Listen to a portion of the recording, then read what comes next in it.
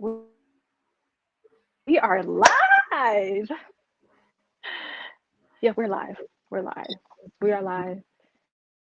I don't know how to do this, so y'all excuse me if I look at both screens. We're Let live. me turn it down. I don't know how to do this, so y'all excuse me if I look at both screens.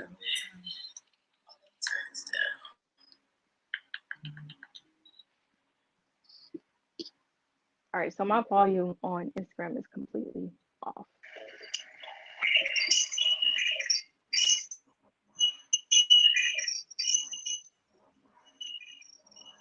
There we go. Now it's completely off. Down.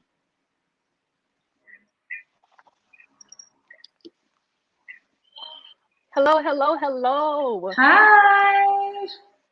Welcome everyone to Diary Wednesday. Yes.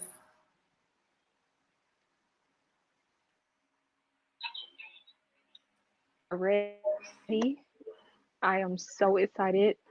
I haven't done Diary Wednesday since 2020, 2019. So I'm super excited to have my special guest with me tonight. Before we get started, I just want you to go ahead and introduce yourself and share a little bit about you. Okay, so hey everyone. I'm looking at both screens, so if you see me, that's why.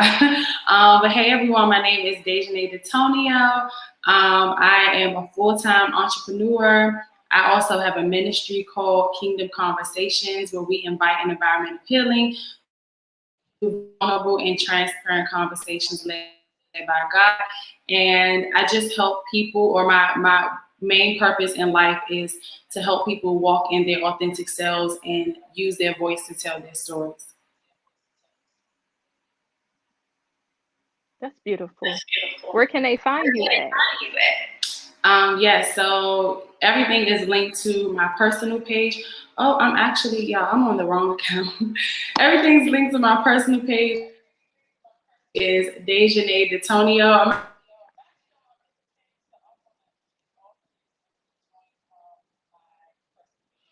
Okay, that's fine. All right, so That's fine. I'm gonna end it.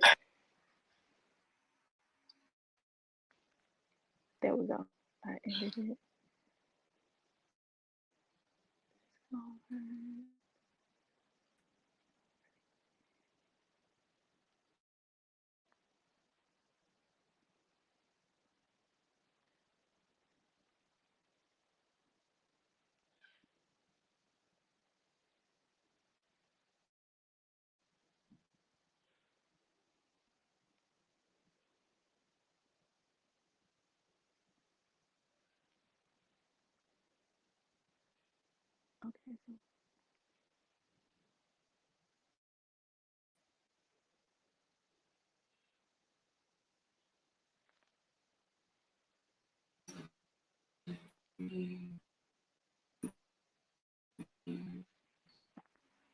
hello, hello, welcome in everyone. When you come in, please say hello. We are getting ready to start on our topic very soon, and I'm so excited to talk about this. Also, make sure y'all do a midweek check in with me. I know I did not make my post today for a midweek check in, but I still want to be able to check in with everyone. So let me know how y'all are doing.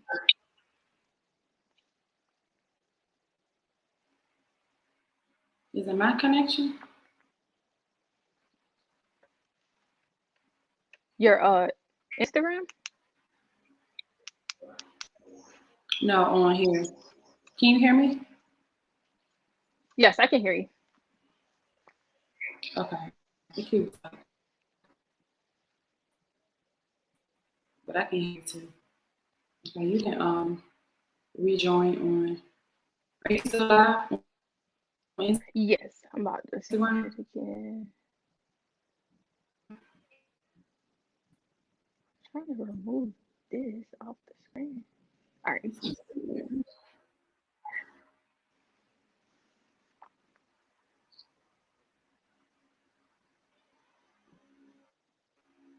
there we go. Y'all come on in, come on in. Oh, it still says your that's your business one.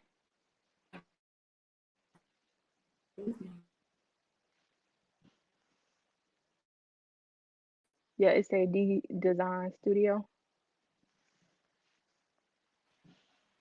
Hey, hey, hey. So while we're waiting, let me know in the comments. I would love y'all or and y'all thoughts on this. What is your definition of identity in Christ? Okay.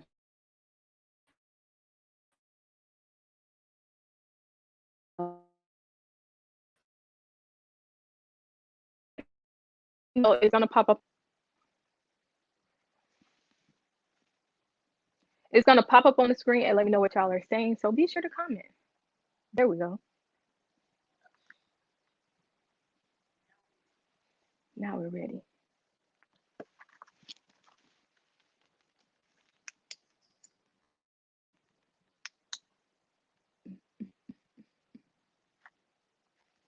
Hello, hello, hello, everyone. As y'all come in, check in, say hello with us. Let us know how you're doing so far this week. I know it's Wednesday and we're almost through the week. So let us know how your week has been so far before we dive into today's topic.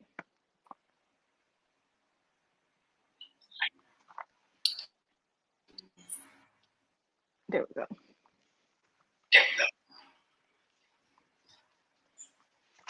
All right, so I'm gonna start. I'm gonna start a little easy with the details of tonight's topic, which is owning your identity. And the subtopic is God's identity versus self identity. So I want to ask you, of course, I have to ask you, to you, what does God identity for us mean and look like? So I think God's identity for us is like, you know how the word says that we are made in his image. So God creates us to be reflections of him. So we go through so much healing and unlearning and, you know, trying to find ourselves and purpose. All of that is attached to ultimately becoming more like Christ. So, you know, as Christians, we do things, or, you know, once you're in the world, you do things or you're in a certain lifestyle. But then when you make that decision to give your life to Christ, certain things you can't do, certain things you can't say, because you want to make sure that you're reflecting God, because we're made in his image. So yeah, that's how I would sum up, you know, God's identity for us. Okay, so being that you said that God's identity for us is being in his image and in his likeness and separating ourselves from the world and what God wants us to do, what would you say self identity is for you? Like, what does that mean to you? The identity that we form ourselves. Yeah, so I feel like, well, I think it's twofold. So you have your self identity, who you think you are or who you're trying to portray to be. I struggle with that and just trying to like fit in and find myself. So I would just create this lot so that, you know, my friend circle can like me and so they can, you know, just so I can fit call me to be. So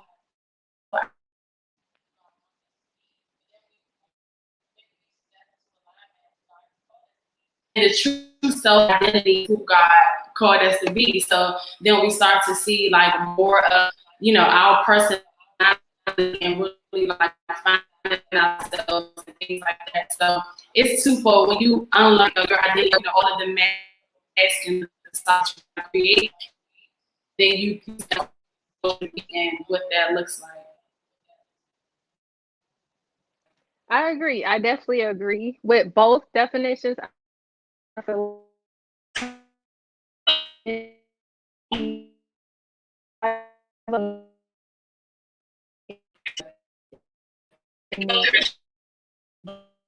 likeness. Our friends wanted to. And I noticed that in your brand, you have separated yourself from the identity of the world. How did you get comfortable in being you and not falling into the temptations of, you know, you see your friends hanging out, or you want to have a little whoop de whoop. Like, how did you get to a comfortable place of just saying, okay, God, I know who I am in you, and I'm gonna walk boldly in this?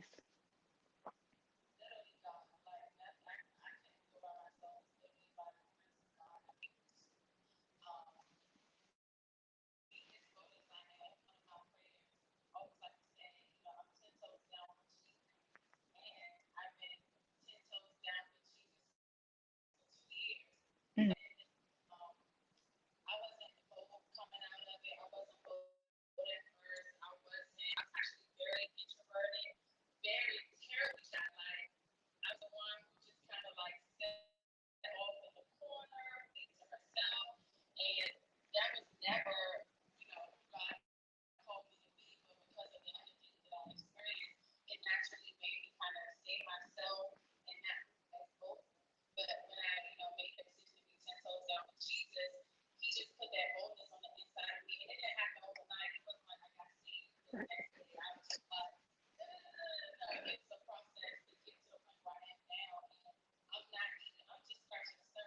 right.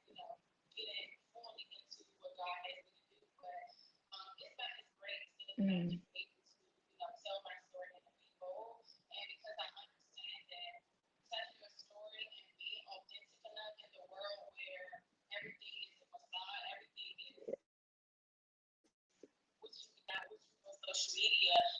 because I know that through that I'm able to even just one person. I mean, telling a story, I'm help right.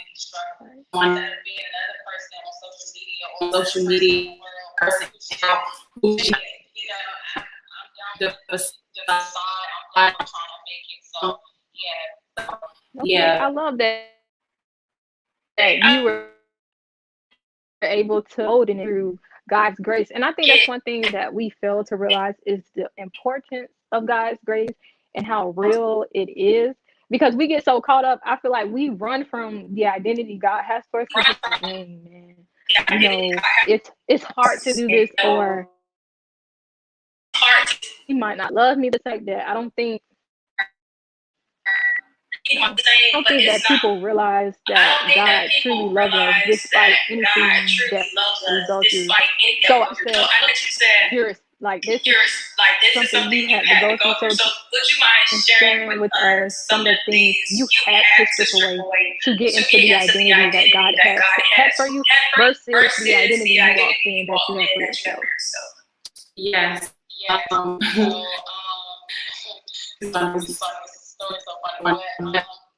um,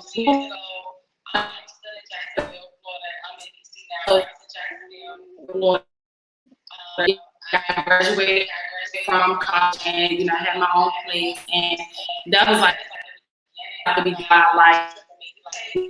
Like, is nobody with me, my own things, and I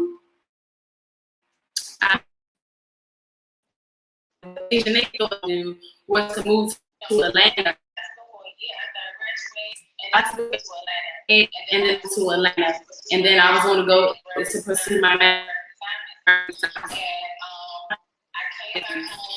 I came back home. My lease was up. I came back here, and I thought that I would for about like 3 months or so, and then I was to Atlanta. So this is what we do. I'm having dreams. I know God want me to be every door closed. Like the advisor at the school, she reached out to me and was like, "Hey, you have to, put your application to next year because we don't see financial aid." So I'm like, literally just got here in a minute, like what? And then where I was going to stay, with roommates, and kind of get my feet wet until I figured out like housing situations, and that fell through. And luckily, I got friends in Atlanta, so and with one of my like a week or two just to where I could figure things. But God used one, and she's still in the world, but God used her. Like, you wasn't supposed to come here. Like, this is what God wanted. This is what you wanted. So you created this whole image in your head, this plan in your head, and it didn't work because it wasn't what God wants you to do. So God told me to go home. He said, I want you to heal. And me and my mom, we had a very strained relationship. Like, I was like, I used to tell people in college, I'm going hard because going home is not an option. I will always say that, like, I can't go home. Like, I don't want to go home. I'm not going home. And God was just like, come home. Like, I need you to heal. So I stayed with my mom almost a year. And really work on, like start the healing journey. And one of the things he had me do was to write a letter to every person who I used to care. So I'm sitting here like just writing and writing and writing and writing. But God is such an amazing God, and he knows that I love to write. Like, it's something about seeing the words on the paper that's just like freeing to me. So he knew that me being able to literally take those words that I was holding on the inside of me and write them out on a piece of paper and give it to somebody, it was literally, an opportunity for healing. So I gave the letters to, everybody who I needed to forgive, my sister, my mom, my father, like all of these people who I needed to forgive. And the Holy Spirit literally just walked me through different steps, like practical steps. It wasn't like, oh, you needed deliverance and prayer. Of course, that was a part of it, but the practical steps was write your letter to people you need to forgive, pray over these things that you deal with, write out all of your pain points, write all the issues that you struggle with, write out, some of the patterns that you realize that are going on in your family. And when I begin to write those things out, I'm like, wow, God. And he just began to work on me and, build me up. I never cried so much. I used to be very hard-hearted. Like I was like the girl that was like, I don't cry. All that touchy-feely stuff, you can leave it over there. I'm not a hugger. Like, I was just very like hard. And one of the things that I prayed for, I said, God, soften my heart, child. I said soften my heart, and I swear every day for like, I want to say like a month or 2 months straight, I was crying, like boo-hoo crying. God was like, okay, you want me to soften your heart? I'm gonna soften your heart. So after that, it was just like it just broke something on the inside of me because I wasn't able to feel. It's crazy how you can numb yourself for years and not even realize it. And God just took me through a process of feeling. And I just stayed that and I honored that, and I was able to, just heal and allow God to do whatever he was going to do. And then the friends that I had, God was like, nope, like all of my friends gone. Like he stripped them all away. I went through a wilderness season where it's still to the point God is around.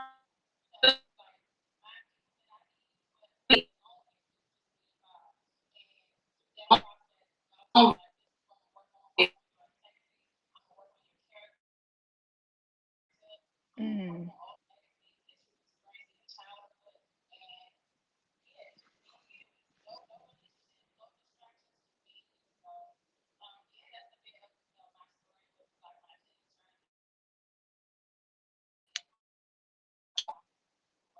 Whew, that's a lot. I'm not gonna lie, but I know the feeling because it's like when God calls you, you have two choices. Either you gonna willingly go, or he gonna make you come.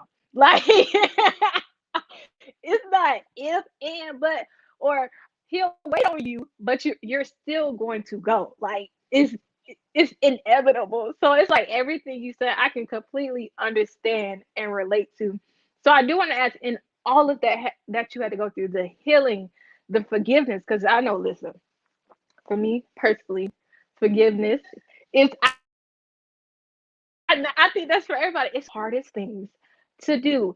What I want to say, what is one of the biggest things, despite everything you went through, what was one of the biggest things you battled with shifting your identity?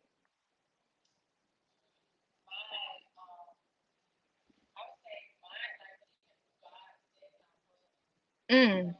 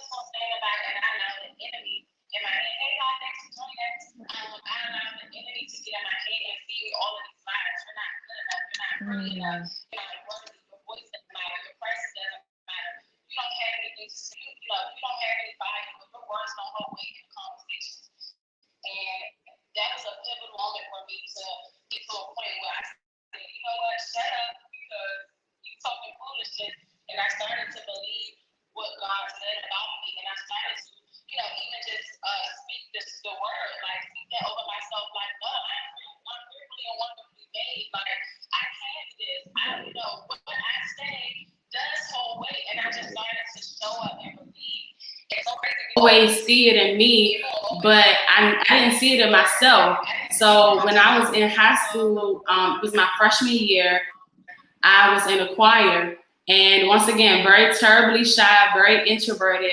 And when I say my choir director, he saw something in me that I didn't see in myself. He would single me out every class, y'all. Like he'll be like, "Baby girl, come to the front." I'm like, "Oh my gosh, like why don't this man leave me alone?" But he's so greatness on the inside of me, and he like tried to pull it out. He was just like, no. It was times he'll stop in the middle of class. He was like, "You back? You need to front." I'm just like, God, I'm so embarrassed. Like, why is this man just? But God did that to send. He sent people along the way, even before he knew who I was, just solidify and confirm who He already said I was. But once I started stepping into who that I was, and I'm just like, I'm not even fitting her shoes yet. Like I'm still, growing into who God said I'm supposed to be. But once I made up in my mind that what God said about me is true, everything.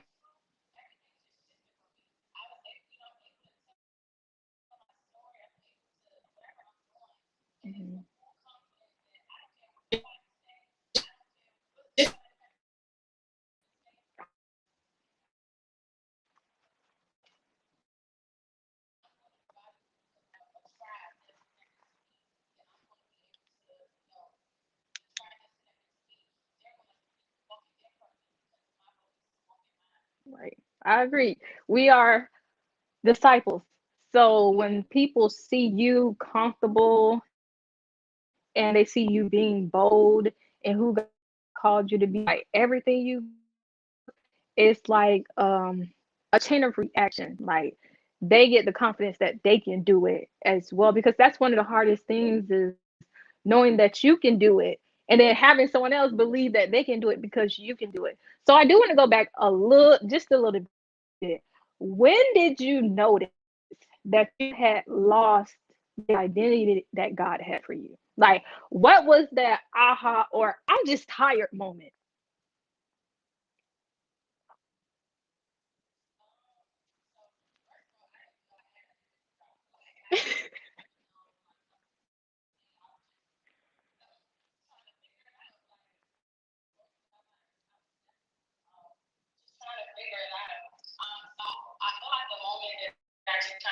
Atlanta, me thinking that I'm supposed to move to Atlanta and then going and everything falling, and I'm just like, well, God, what do you want me to do at this point? Like, I don't know. Like, I thought this is what you want me to do, and this is not. So I don't know. So I got to a point where I was just like, I'm hands off, God. Whatever it looks like, whatever you want me to do, I say yes. And when I stopped fighting and wrestling with God and say yes and just surrender, then God was like, okay, now I could begin to work, because as long as you're fighting me, I can't do nothing with that. But it's the moment you surrender and open up your heart, now I could come in and work on you and heal you and show you who you are.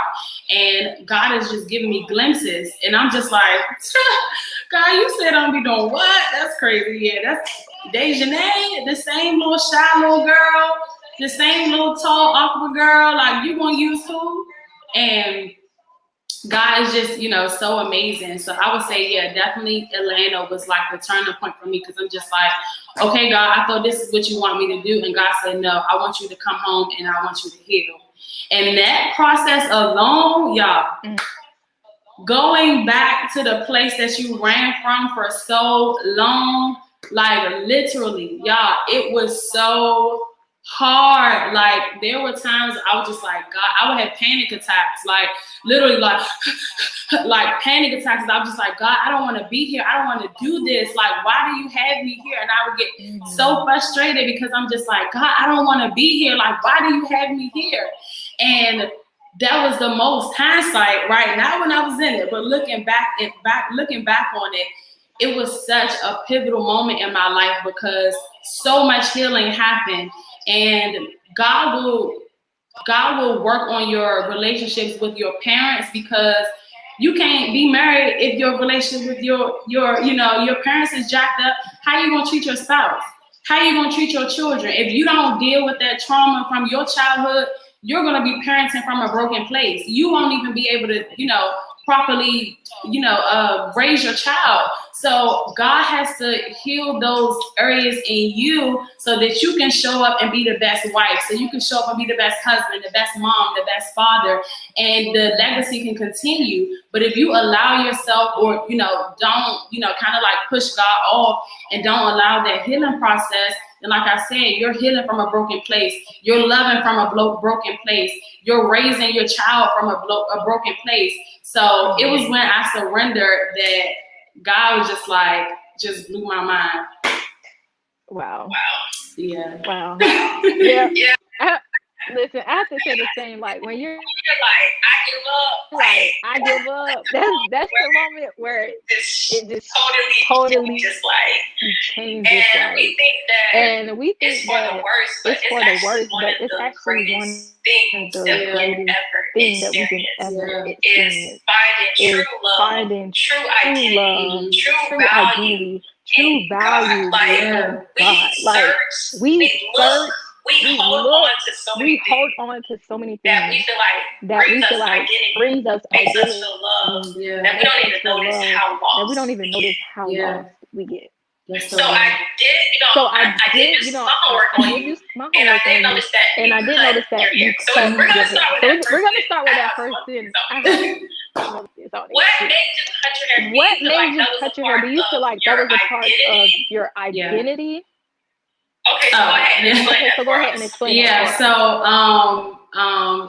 so much. Okay, so where do I start? Okay, so when I decided to be 10 toes down, so I would say August 2018, I decided to be 10 toes down for Jesus. September, I got in a relationship. So I was in a relationship from September 2018 to October of last year.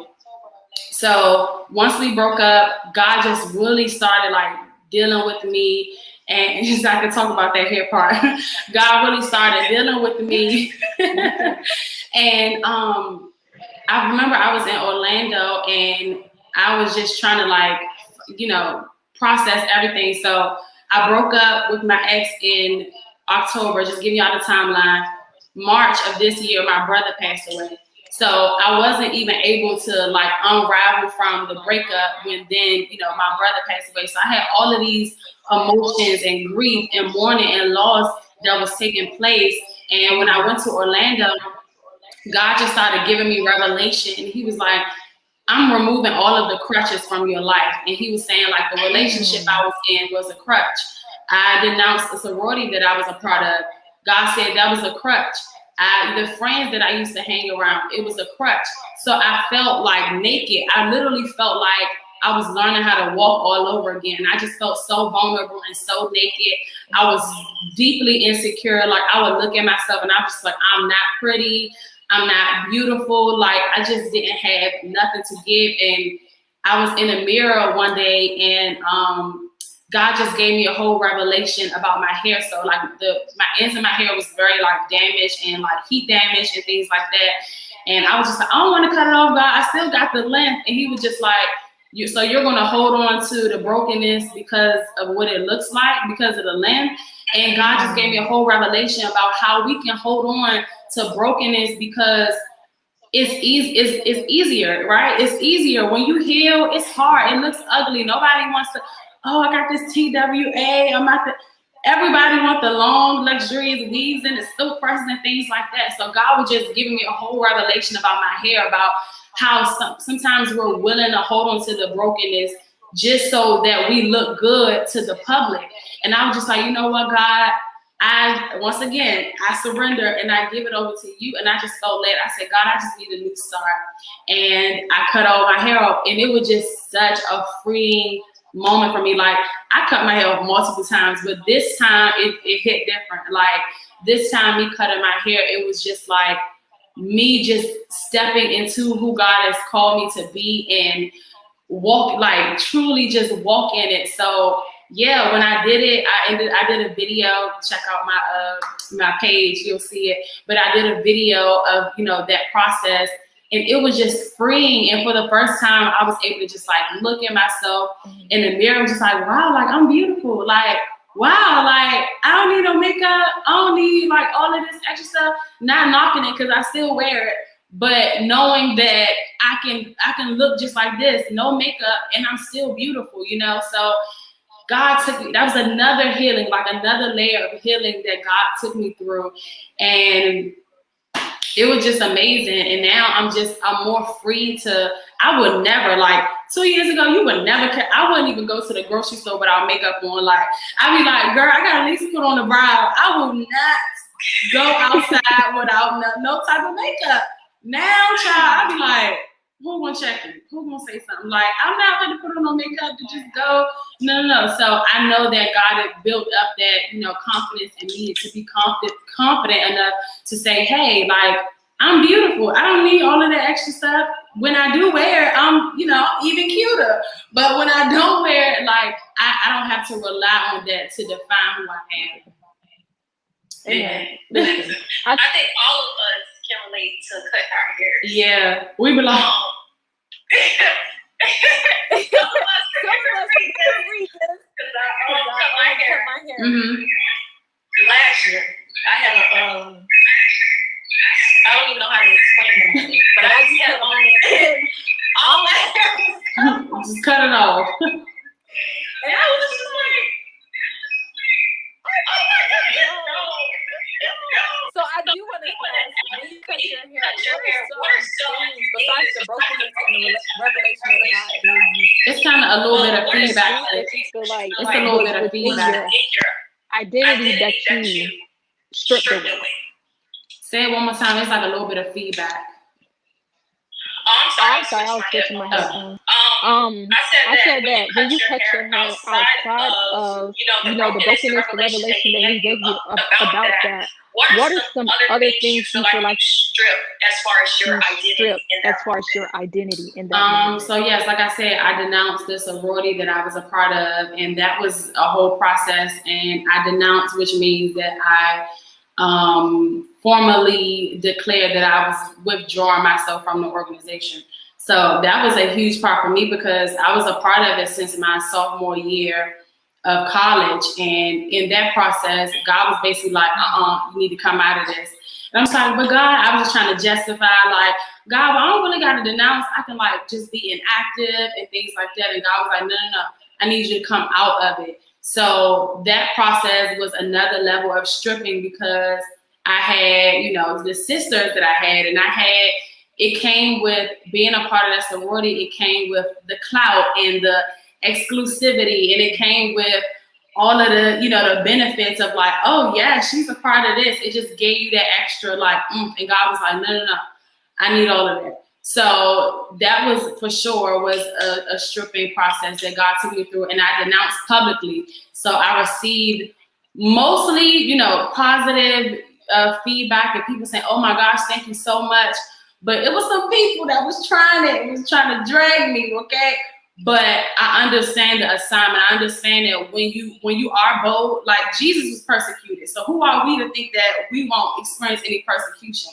So I understand that the more I continue to be bold, the more people will talk about me. And I don't care, because I'd rather please God than to please man. So yeah, definitely the sorority I was part of, God stripped me from that.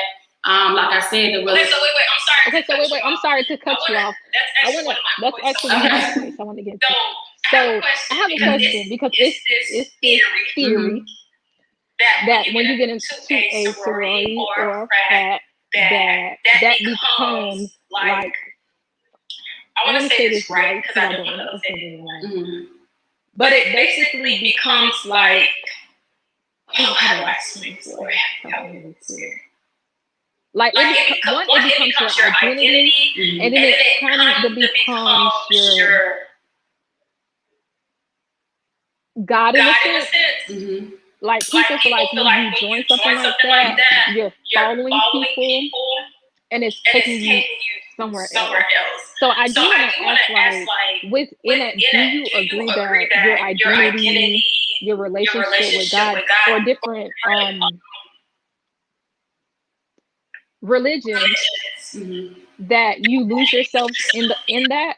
Because listen, I live in Tallahassee, so that's Oh, yeah. all it's about, and that's all I heard. Don't join this one, don't join that one, Yeah. don't do it at all. So I'm like, how true is this? Like, is this really as impactful as people make it seem, Yeah. or are they doing too much? So I'll speak for Dajanay, right? So my experience, I'll say this. One, some people, they're not Christian, they join, that's what it is.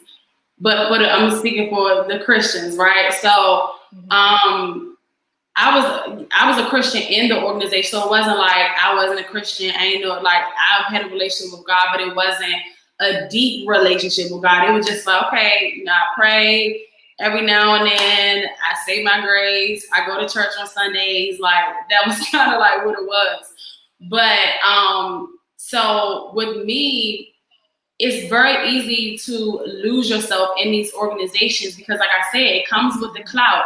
It comes with the exclusivity. You go from being overlooked on campus to now you cross. Everybody like, oh, hey, Nay, hey, girl. You like, these people ain't never speak to me a day in their life, and now everybody like, so it's almost like being a celebrity. Like, you got all of this clout, everybody like, oh my gosh, and then all of the things that you go through, you know, to become a part, and then once you're a part, you having to be bound to this organization in the sense of keeping this facade up. So, you know, I was an AKA, so you know, with AKAs, everything was very like, I couldn't get caught slipping. I had to be snatched all the time. I had to be late all the time. So I had to portray, and I had to, you know, keep up this reputation or this image of what the organization represented. So I do believe that a lot of people get lost. Hey, sis, I do believe that a lot of people get lost in these organizations because they don't know who they are already. And in anything, whether you become a celebrity or an influencer or whatever, if you don't know who you are and you join these organizations, you're going to lose yourself. You're going to lose yourself. And I thought I had a pretty, you know, good idea of who I was, but I became a completely different person. I was very manipulative. I was opportunistic. I was very like, you know, once I crossed and I had girls under me, I was very like, oh, you gonna work for these, you know, just very like manipulative and very like, I started to realize that I found pleasure in seeing other people, like, basically they'll do whatever to be a part of something or to get whatever I had. And when I really started looking back and God started bringing it to my remembrance, I was like, this can't be of God. Like, how can I sit here and, you know, be a part of this organization and think it's of God when I've caused harm to people?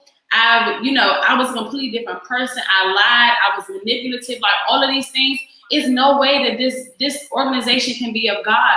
So I definitely lost myself. I think a lot of people lose themselves and they don't realize it, or they're deceived and they don't realize. They're like, oh no, you know, I didn't make this organization my God. But when you come to them, like, I will not personally come to them, but even in me being bold to talk about my denouncing, people, they're ready to run up. But do you have that same boldness for God?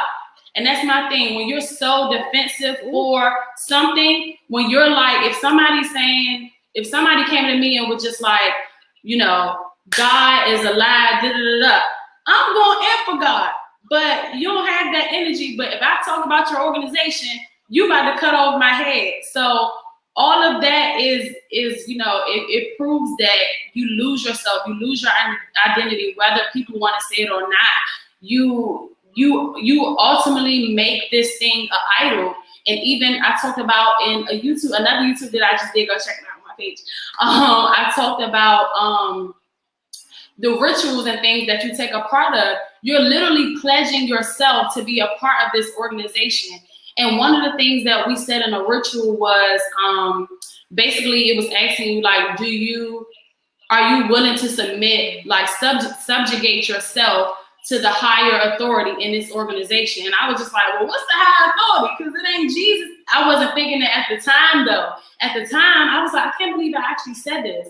But at the time, I was so excited to be a part that I was just like this. I was blinded. I ain't hear nothing. I ain't see nothing.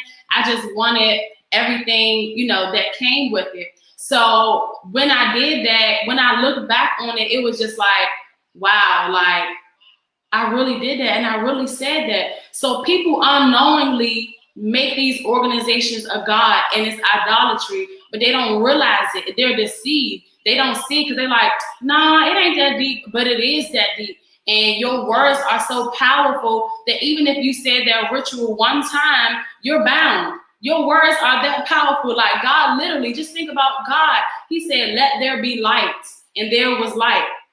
We have that same power in us, that when we speak words, they have the power to manifest. So if you are saying to this organization, get it on your knees in front of a table that symbolizes the altar, and you're saying, I commit all of myself, my mind, my heart, my will to this organization, we're supposed to only do that to God. So I know I just kind of went on a rant, but no, you good. I had to hear this for myself. I'm not gonna lie. I hear so many different sides of it, and I know so many people battle with it because it's a big part of, especially going to HBCU. It's a big part of your legacy and what you should do. So some people have a battle with whether they're going to join or not because they don't want to be in a relationship with God and treating something else as an idol. And so it's like hard to be like, I'm a pledge, but what about God? That's about. Yeah. It's a huge, but I encourage anybody, if you're thinking about joining and you know you're a Christian, don't do it. Like, save yourself. Don't do it. Like, it's okay. You need brothers. A lot of people say, oh, I joined because of the sisterhood or the brotherhood. You have brothers and sisters in Christ, okay? You don't need to join an organization to get that. You don't need to join an organization for networking. Like, God is your PR. God can do the networking for you. You don't need to join the organizations for clout. God will put you on. And that's the best type of put on you want to get, because when God do it, it's going to sustain. When the world do it, it's going to fall, and it's going to fall quickly. So don't be deceived to think that you have to join because of all of these things that I promised that won't last, and it won't bring you closer to Christ. You said deep, your friend, so many people. Thanks, sis. Hey, listen, you talking about it to what you just said. Oh my gosh, I can't lie. Oh my gosh. Because I really battled with joining, but I was like, don't do it.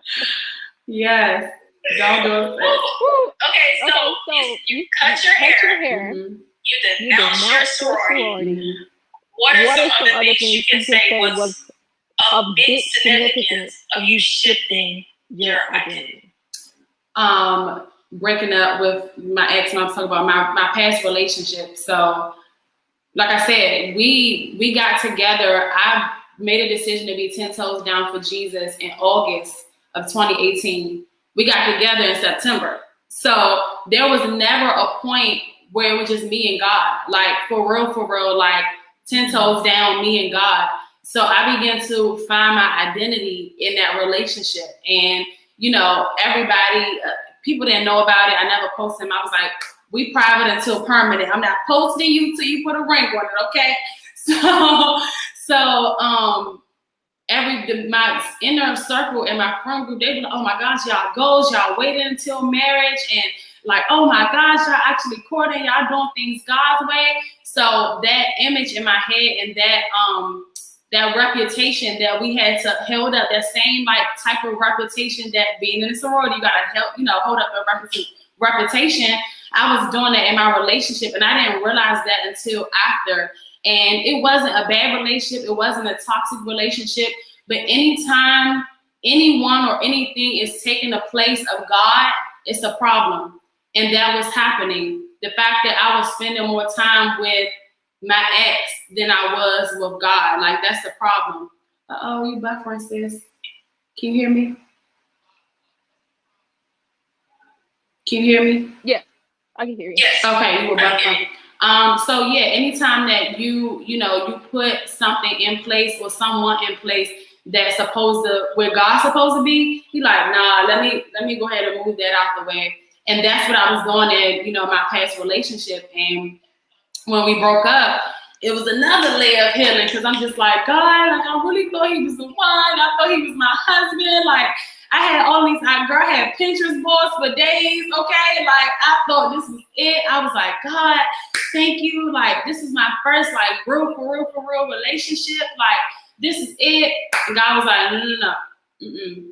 So through that time from October of last year to now, almost a year later, it was just me and God. Like God is just now starting to put like friends around me, but I ain't had no friend, like literally just me, no friends like close, like as far as like living wise, like close to me. I still got girlfriends in Jacksonville and I got friends in North Carolina, but I didn't have anybody that was like really close to me. So it was just me and God. And God was just like, yeah, I need it to be us, because when I do get married and my husband do come along, it's gonna be all three of us. But God he needs that time with just you and him, so that he can continue to heal and do whatever he needs to do, so that when that time comes, you won't make your relationship an idol. You won't make your friends an idol. You won't make your job an idol, because God did all of the purging and the pruning that he needs to do in you, so that he can build that foundation, so that everything you build on top of that is solid. Listen, that is so true. It's so true. I have to ask you, because as women, the hardest thing. Let me speak this for myself. I'm not gonna put that on anybody. For myself, one of the hardest things in truly, I'm saying so truly, accepting my identity in Christ is being alone. Yeah. How truly handle just being alone? Because we feel like, and I think this is one of the reasons why it's hard, because when we're alone, we feel lonely. And we don't know the difference between being alone but not lonely. Yeah. So I still have my moments. I'm not perfect. I still have my moments. Probably just last week, I'm just like, God, like, so it's a journey, right? So, but this is in the lens of like finding or not finding, because the spouse finds you, but this in the lens of like being alone in a sense of waiting for your spouse, right? So God has really been dealing with me with understanding why marriage is so important. So, just really giving me the revelation that marriage is a ministry. It's like the love and the butterflies, like that's cute, but marriage is a ministry. Kingdom marriage, let me say that. Kingdom marriage is a ministry, and God has to make sure that you are your best self and your husband or your wife are their best selves, so that when you come together, it will not separate. God literally has ordained for two people to come together as one to do his work. And when I really started to understand that it's a ministry and it's so much bigger than my feelings or my emotions or feeling weary, it just changed my mindset to understand, like, okay, God, I get why I have to wait. Like, I might be ready, but you may be still, healing with my husband. It may be some things that you're still doing in him. So while I'm waiting, let me continue to walk in my purpose. And I saw a post that was so good. It said, singleness is not a waiting room. And I was just like, that's so good. Like, especially us as women, we can feel like we waiting on, did they call my name yet? Did they call my name? No. while we're alone, this is the time that we're supposed to be thriving, walking in our purpose, traveling. Like, and I know it's so cliche to say, but really know who you are. I didn't really know who I was in my last relationship. And I required so much validation from him because I didn't know who I was. So before we can get in these relationships, you have to be confident in yourself and who you are so that when you meet your spouse, y'all two whole people coming together as one, not two half people coming together. So yeah, once I started to realize and understand who I was and my identity and why, you're the baby in the background. I'm so sorry. It's okay. Hey, you're not Girl, it's fine. It happens. But yeah, like once God started to, I'm sweating. Once God started to just give me the revelation of marriage and why it's so important, it changed my perspective of being alone. Like now I'm like, it's a privilege to be alone right now. Like God is just me and you. Like I could really, you know, tap into who I am and date myself. Give me 20 minutes, please.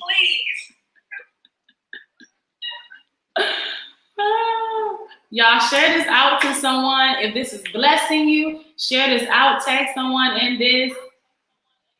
He said, thanks for sharing, ladies. Hey, Mac. Yeah, so I'm sorry. No, you're fine. You're fine. Trust me, I get it.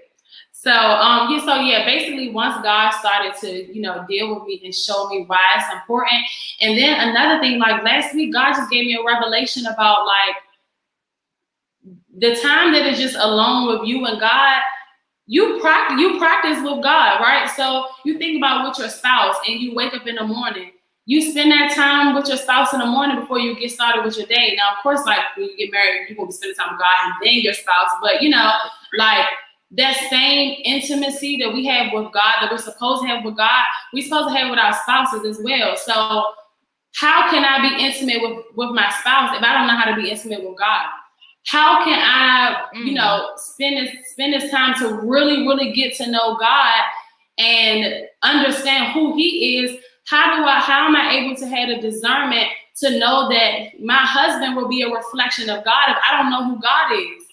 How, as you know, even as a husband, how is he able to lead our family if he doesn't have a relationship with God?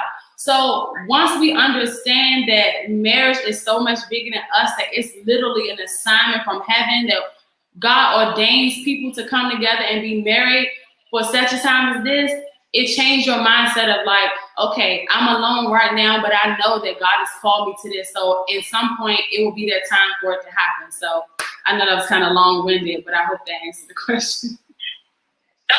That was really good. I think, including myself, I think a lot of us needed to hear that. I think a lot of us because singleness is hard. Like, especially when you know your worth. You know your worth. I saw this post the other day, and it was like, let's be transparent. It's not easy knowing your worth and waiting for someone to treat you the way that you know God treats you. Like, I heard this sermon. It says He showed us love. Jesus showed us love. You have to show love. We need to show love. So listen, you're good. Before we close out, because I know we're just like 8, I want to ask you. Because I know you're more confident in your identity. God has called you to be. So you know, I have to ask you, who are you? Who are you? I would say in the most simplest terms, she said, it's hard, sis, but I'm waiting. Yes, girl, wait, okay? Wait. And then you're waiting. God's going to blow your mind with the man of your dreams. So keep waiting. But I always say I'm a fierce and fiery woman of God. So, and I'm 10 toes down for Jesus. So Dajanay is a fierce and fiery woman of God, like literally submitted to God, whatever He wants me to do, whatever He wants me to say, whoever He wants me to minister to, I'm literally a servant for God. That's a little feedback.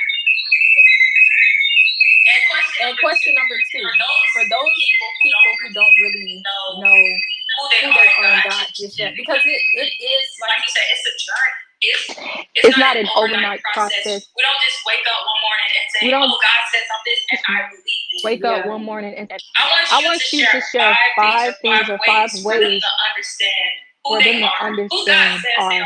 says they are, and how to truly walk in the identity that He gave us outside of what the world says about us, or outside of what we like. Because a lot of our identity, to me personally, I feel like it's formed from our family, it's from the schools we go to. Like we're built up, we're cultivated through these things, and then we get up, we get grown, and it's like, oh, That's not who I am.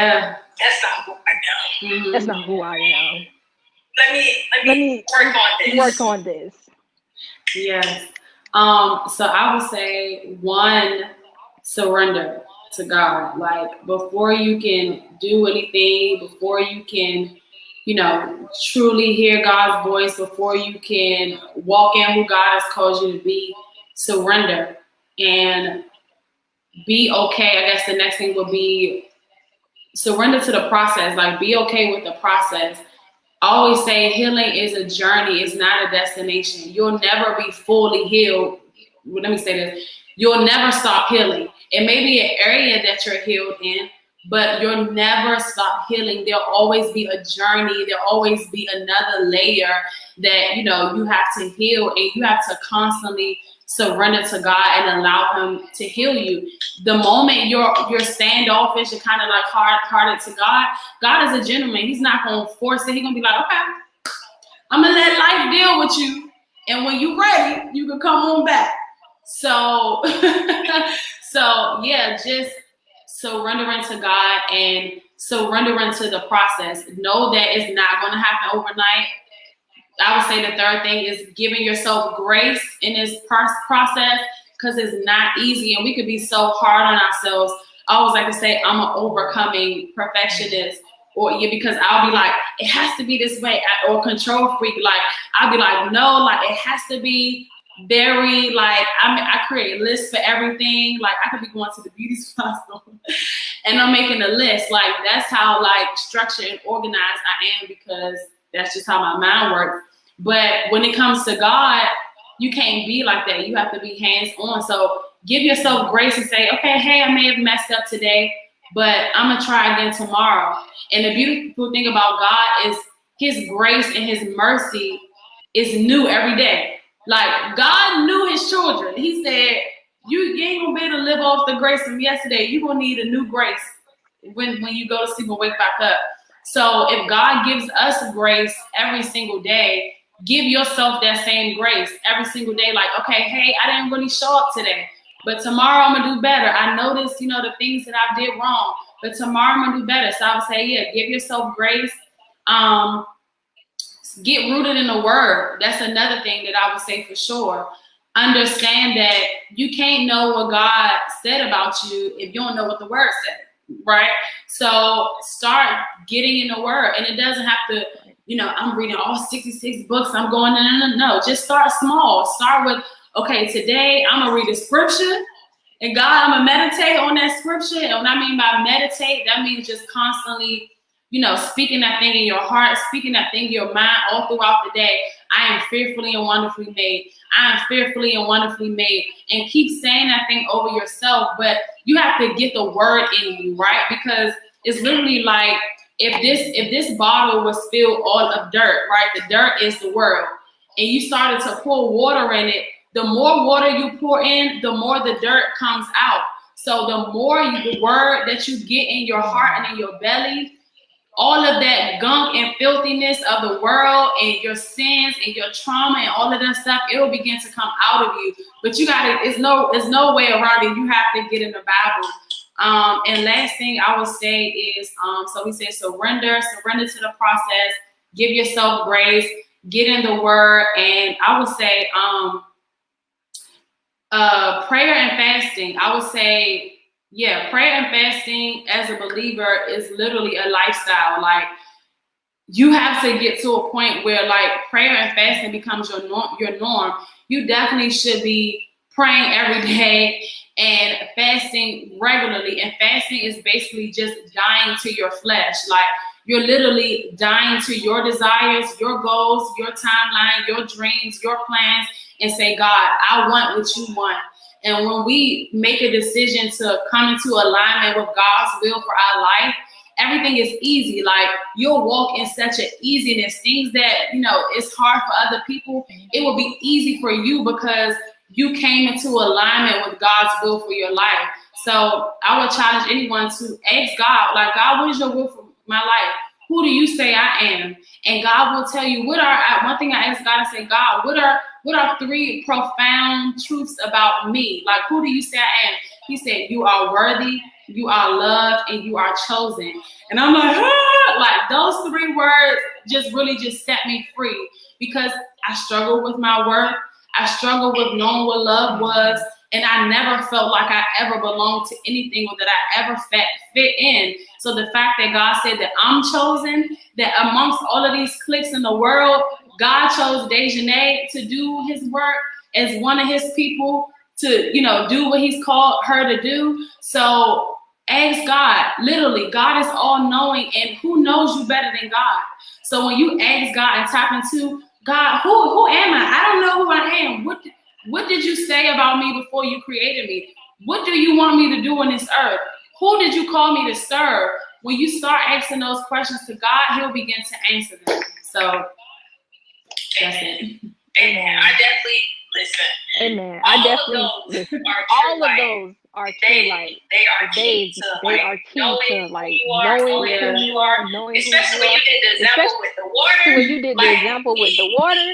Like, we take in so much. We don't realize how much. We don't realize how much dirt we take in. We don't even know that it's dirt. Everybody else doing it. Okay. This what I got in me. Oh, you gotta come up out. You gotta come up out. You gotta come up out. You gotta, and you have, one of the key things you did is you have to feed and read the word. Because you have to. One thing the devil's not gonna do is stop coming. That's one thing he is not going to do. That's one thing he is not going to do. He's not going to stop. The trials and tribulations are not going to stop. And let me say this, everything that happens to you is not just the devil. God does things as well. So I do want to throw that out there. I don't want anyone to think all your trials, all your tribulations, all your storms come from the devil. Sometimes God will send us storms your way. He will send trials and tribulations your way as well. But the best thing we have to do is be rooted in his word, because and how you gotta think about it, like, how you gonna defeat the enemy if you don't even know what God said? Even in the word, it talks about when Jesus, when he was fasting in the wilderness, and he was up on a mountain, and the enemy was saying all of these things to him. I don't know, it was buffering. Oh, it was buffering, sis. Can y'all hear me? Or can y'all hear her? Can y'all hear Simone? Is she buffering, or is it just Dajanay?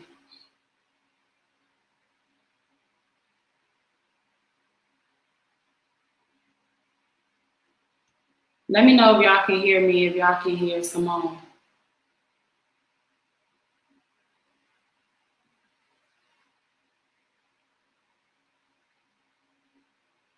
I don't know what happened.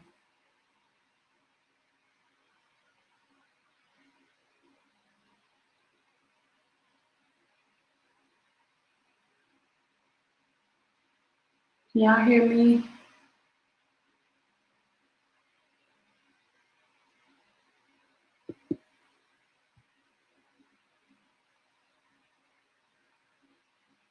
It's weird.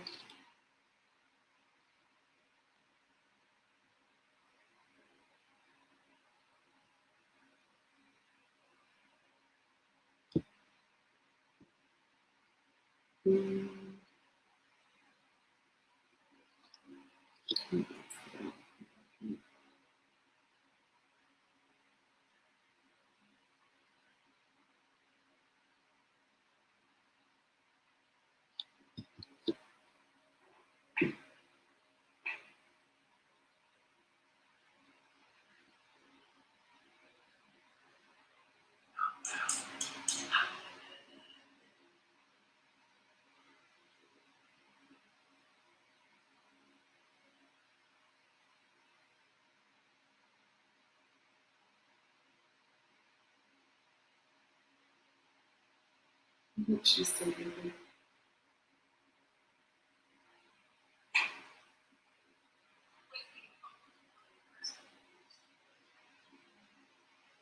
Oh my gosh, that's crazy.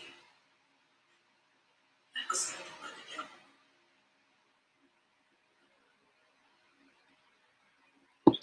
Yeah, definitely.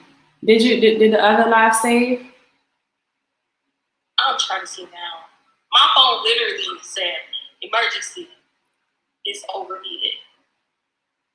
Wow. And when I don't think it's saved.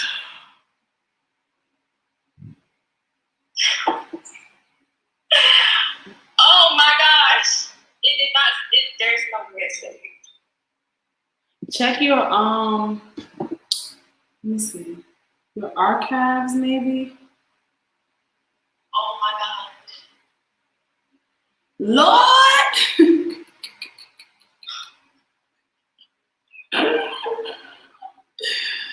Let me see.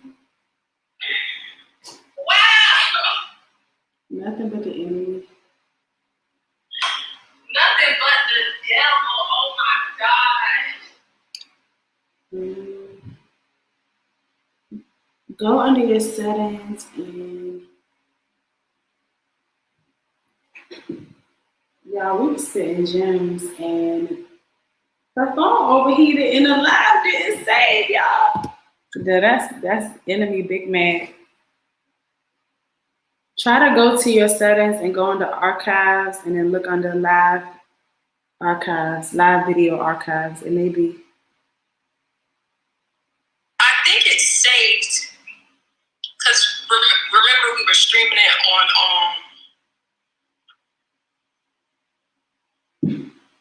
Stream the other app.